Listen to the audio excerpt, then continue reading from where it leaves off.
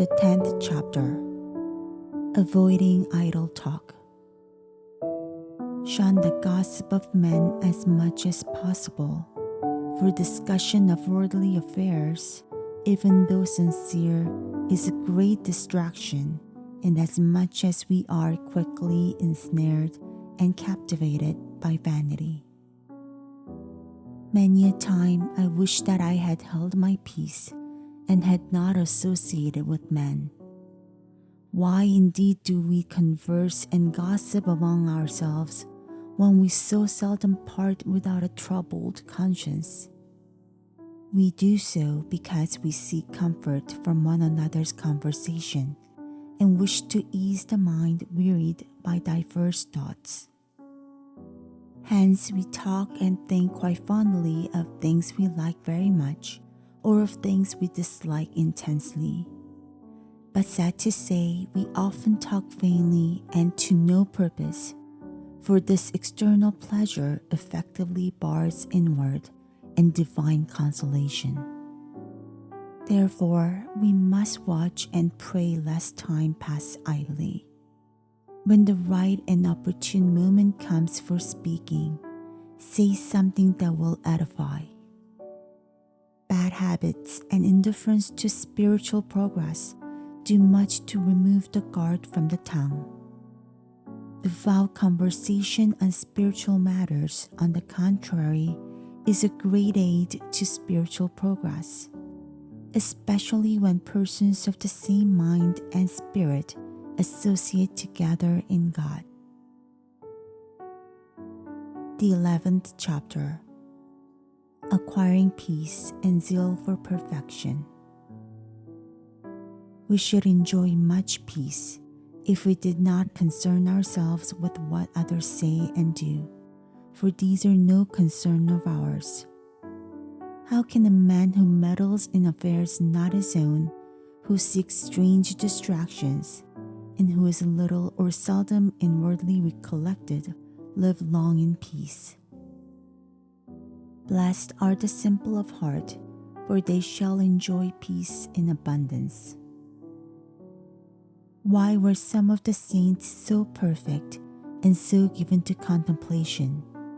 Because they tried to mortify entirely in themselves all earthly desires, and thus they were able to attach themselves to God with all their heart and freely to concentrate their innermost thoughts. We are too occupied with our own whims and fancies, too taken up with passing things. Rarely do we completely conquer even one vice, and we are not inflamed with the desire to improve ourselves day by day. Hence we remain cold and indifferent. If we mortified our bodies perfectly and allowed no distractions to enter our minds, we could appreciate divine things and experience something of heavenly contemplation.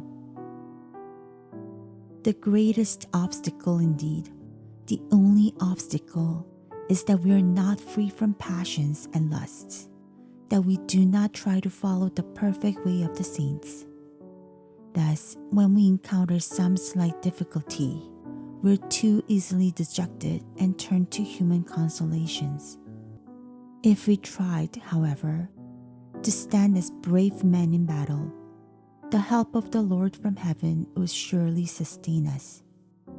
For he who gives us the opportunity of fighting for victory is ready to help those who carry on and trust in his grace.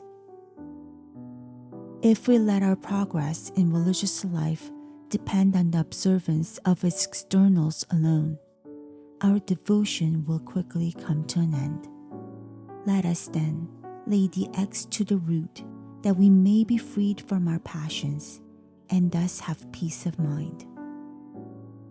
If we were to uproot only one vice each year, we should soon become perfect. The contrary, however, is often the case. We feel that we were better and purer in the first fervor of our conversion than we are after many years in the practice of our faith. Our fervor and progress ought to increase day by day, Yet it is now considered noteworthy if a man can retain even a part of his first fervor. If we did a little violence to ourselves at the start, we should afterwards be able to do all things with ease and joy. It is hard to break old habits, but harder still to go against our will. If you do not overcome small trifling things, how will you overcome the more difficult?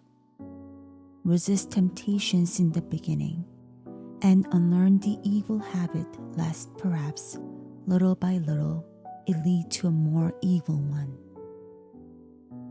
If you but consider what peace a good life will bring to yourself, and what joy it will give to others, I think you will be more concerned about your spiritual progress.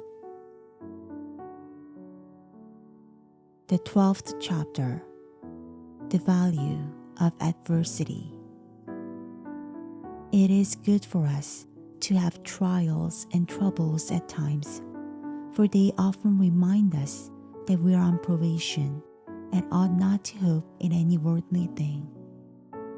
It is good for us sometimes to suffer contradiction, to be misjudged by men, even though we do well and mean well.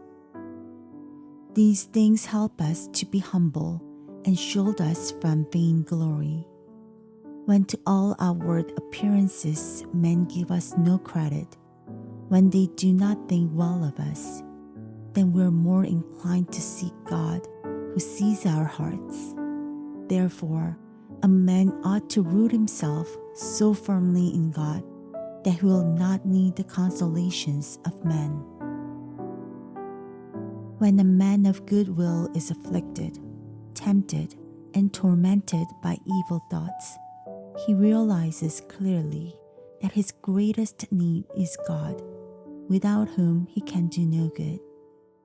Saddened by his miseries and sufferings, he laments and prays.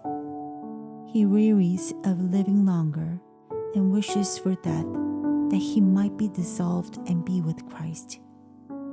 Then he understands fully that perfect security and complete peace cannot be found